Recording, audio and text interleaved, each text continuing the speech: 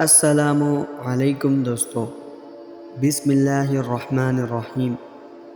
تہجد بہت خاص ہے۔ تہجد نصیب والوں کو نصیب ہوتی ہے اور نصیب کو چار چاند لگانے کی طاقت رکھتی ہے۔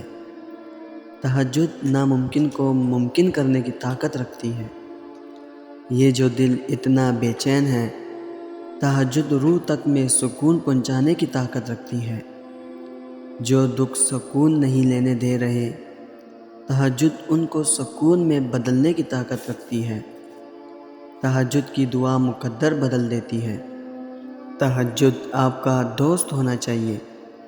تہجد کی نماز نہ پڑھنے سے کیا آپ کو کھویا ہوا محسوس نہیں ہوتا؟ تہجد میں اتنی طاقت ہے کہ وہ آپ کو اور آپ کے حالات کو مکمل طور پر بدل سکتا ہے۔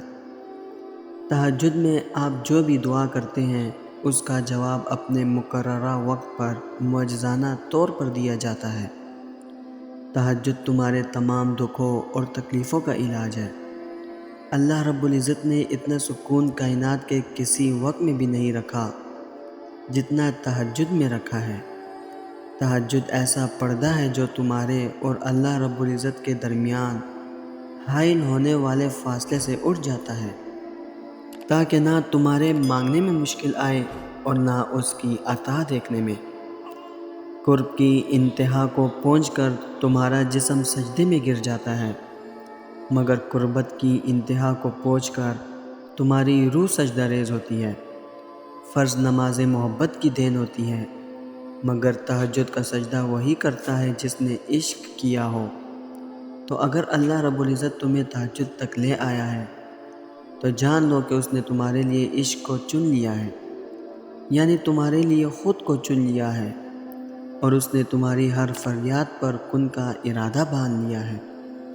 تہجد کا پہلا غم کا سجدہ ہی آخری غم کا ہوتا ہے، کیونکہ اس کے بعد کوئی غم نہیں ستاتا اور نہ ہی کوئی زخم جگاتا ہے۔ پھر تو انسان خوشی سے جاگتا ہے، اپنے رب سے ملاقات کی غرض سے جاگتا ہے۔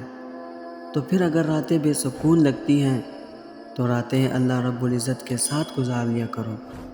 جب سب سو رہے ہوتے ہیں تب اللہ رب العزت کو حال دل سنا دیا کرو۔ جو باتیں تنگ کرتی ہیں انہیں اللہ رب العزت کے حوالے کر کے بے فکری کی نیند سو جایا کرو۔ ہمت مت ہارو، دعا مانگتے رہو تب تک جب تک جواب نہیں مل جاتا۔